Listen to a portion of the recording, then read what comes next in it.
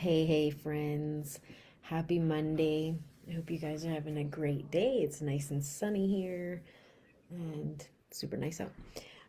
So today I want to talk to you moms who are either pregnant or maybe you just gave birth. I wanted to talk to you guys about what's called a postpartum plan. And today I'm going to explain what that is a little bit more. So this video today is called the single biggest reason you need a postpartum plan. So let's just get right into this. The single biggest reason you need a postpartum plan is because the unexpected can happen and it's better to be prepared. So the unexpected would be certain things that happen that you are not expecting to happen after you give birth. So I'm a mom of three, and for me, in each and every birth, for some reason, you don't expect it to be the way it is because every child is different. Your moods are different at that time. There's tons of things that contribute to why you may not expect the things that happen to happen. So, for example, for me, when I had my son Gunner, I definitely wasn't expecting him to be such a horrible sleeper. My girls were a lot better. I mean, the newborn stage is always hard. You really lose a lot of sleep during that time, but I didn't expect him to be it to lead into him being a bad sleeper for like a long time. So that's why it's important to prepare for these things. Another thing, when I had my daughter Callie, I really wasn't expecting how tired I was going to be and how much sleep I was going to lose. I really didn't know how to breastfeed. So many things that I did not know what to do that I learned along the way and was better each time around, but also each child brought um, different issues or things that I didn't understand or didn't expect to happen. So, one huge reason or one huge thing that can affect why we need a postpartum plan. So, obviously, the unexpected happens, and one of those unexpected things, probably one of the more important ones, is perinatal mental health. So, I mean, I don't think a lot of moms are prepared for how exhausting and how tiring it can really be to have a baby, and how much care they need, and how much goes into this, and truly exhausting it gets. Um, so so being prepared, preparing your mind is a super important thing to do with your postpartum plan. So, preparing your mind for what happens after giving birth. And what I mean by that is looking and researching the signs and symptoms of postpartum depression, postpartum OCD, postpartum bipolar disorder, postpartum psychosis, which is rare but extremely serious, and postpartum anxiety. So those are six, if I get my math right, perinatal mental health disorders that can happen to anybody. But being prepared, it means researching it and researching the signs and symptoms, and then once either prenatal or postpartum, really paying attention to make sure that those signs and symptoms are not there, and if they are, making sure that you get the proper care and help, such as a therapist and medication if needed, so that it doesn't get to a point where it's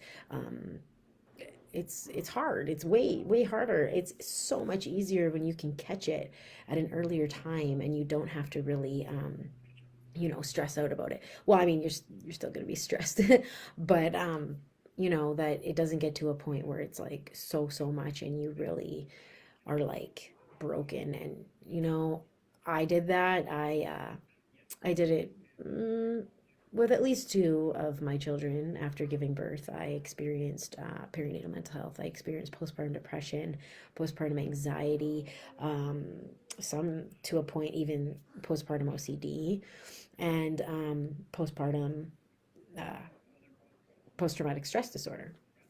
So I experienced those things, and I actually let them get to a point where it was really extreme for me, and the feelings were a little bit too much. And at that point, it's really hard to be treated because you're just so broken down.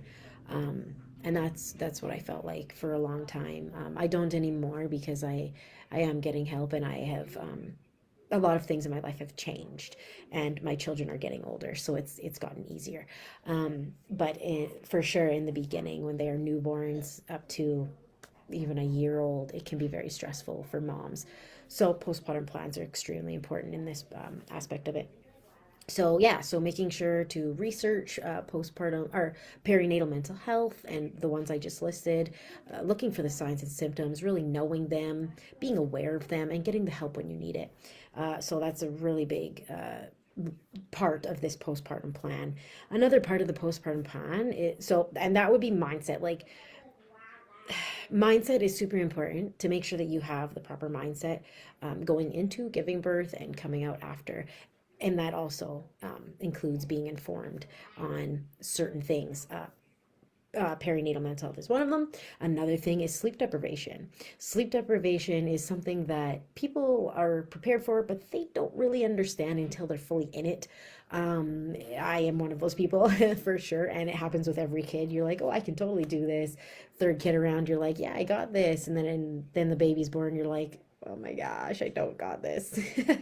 So just getting into the proper mindset and understanding and knowing it's going to be hard, and it's going to take a lot out of you, and to be prepared for that, and to have steps in place to help you through those times.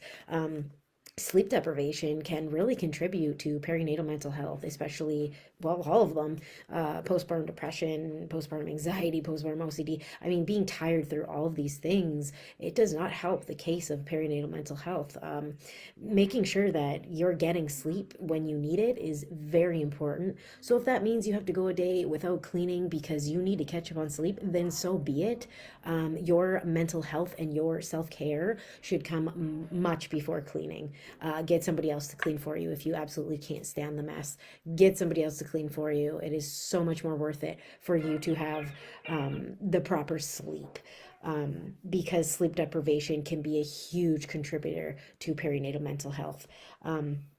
So self-care, super important. Make sure that you are putting that in your postpartum plan. So that's super important as part of this plan as well. And then also another part of this plan that's really important is gathering a village. You want to make sure that you have people in your life who are going to be there for you when you need them. And it shouldn't matter what time of day it is. It shouldn't matter why you need them. They will be there. That could be your mom, your mother-in-law, your grandmother, your grandma-in-law, your father-in-law, whoever. You know what I mean? Just make sure. Maybe it's your best friend. I don't know.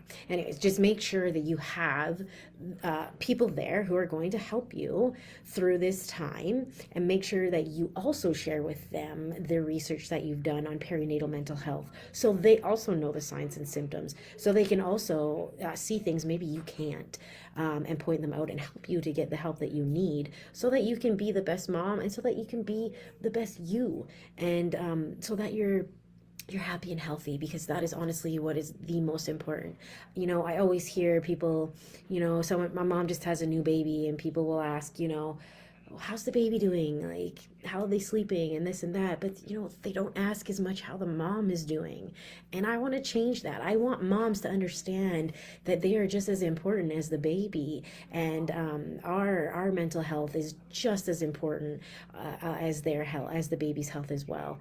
So the single biggest reason why you need a postpartum plan, is to prepare for the unexpected. And the unexpected involves perinatal mental health, sleep deprivation, mindset, self-care, preparing a village, gathering a village. All of this can be a part of your postpartum plan. And all of this is why you need one, because the better prepared you are, the less likely you are going to suffer from, long-term consequences of postpartum depression, or perinatal mental health, really, and other things. So being prepared and preparing yourself, and that sets you up to be the best mom you can be and the best you can be. So that's why you need a postpartum plan. Guess I can't talk today, sorry. So that's why you need a postpartum plan. Super important to be prepared for the unexpected so you can be the best you can be. Anyways, I hope you guys are having a great day. Enjoy the rest of your week, and we'll talk soon. Bye.